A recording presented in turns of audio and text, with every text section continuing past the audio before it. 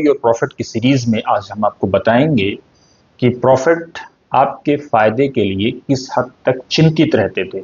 आपने एक आम सर्कुलर जारी किया। कुरान मुकद्दस की आयत को सुनिए पहले।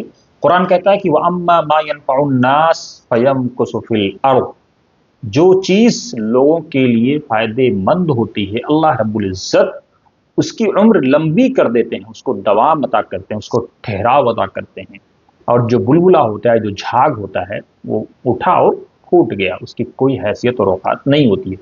प्रॉफिट ने फरमाया, क्या कहा?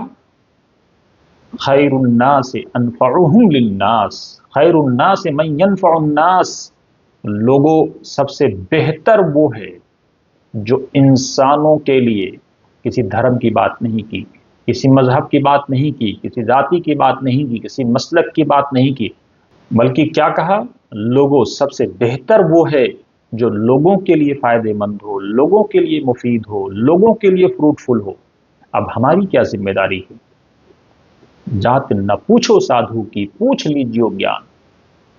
अच्छी बात जहां से भी मिले, खैर जहां से भी मिले, हासिल करें और खैर लोगों तक पहुंचाएं, ताकि लोग आपकी प्रॉफिट को जान सकें, हमारे प्रॉफिट को, इस दुनिया के अंतिम संदेष्टा को जान सकें कि वो कौन थे, वो क्या चाहते थे।